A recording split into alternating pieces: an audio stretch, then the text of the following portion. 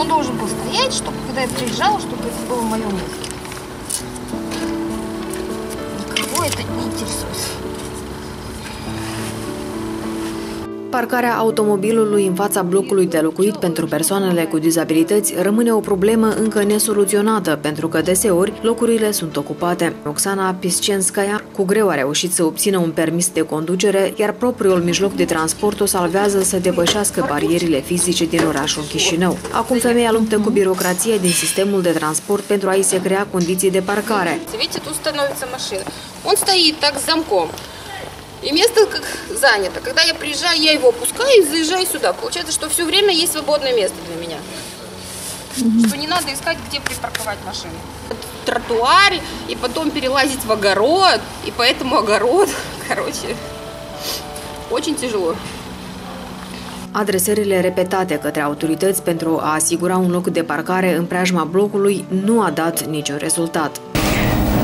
Și autoritățile publice locale trebuie să creeze toate condițiile ca transportul public, deci parcările, spațiile publice, clădirile publice să fie accesibile persoanelor cu dizabilități. Și inclusiv este o prevedere a legii menționate că cel puțin, în fiecare parcare, cel puțin 2 locuri de parcare trebuie să fie rezervate pentru persoane cu dizabilități și marcate cu semnul corespunzător persoane cu dizabilități. Deci asta, practic, nu se face aproape deloc în Chișinău. Acum 2 ani, tânăra a încercat să instaleze de una singură un marcaj improvizat. Vecinii nu au stat mult pe gânduri și au deteriorat semnul rutier, în replică spunând că toți sunt egali și că nu ar trebui să îi se ofere condiții deosebite. Он все понял, как бы, но он сказал, что что ты особенная, что твой личный подъезд, что ты заприватизировала землю, никто не будет ставить, и ты не будешь здесь ставить.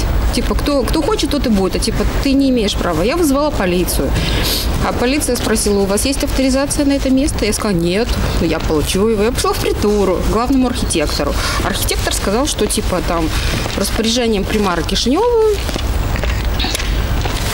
земля – это собственность примарии, и никто не имеет права устанавливать какие-то препятствия. Persoanele care s-au adresat pentru sprijin la Centrul de Asistență Juridică pentru Persoanele cu Dizabilități afirmă că printre cele mai frecvente drepturi încălcate se referă la protecția socială, dreptul la muncă, dreptul la educație, accesibilitate și mobilitate, cât și dreptul la capacitatea juridică. În Moldova locuiesc peste 183.000 de persoane cu dizabilități, dintre care 5.000 sunt copii de vârstă școlară.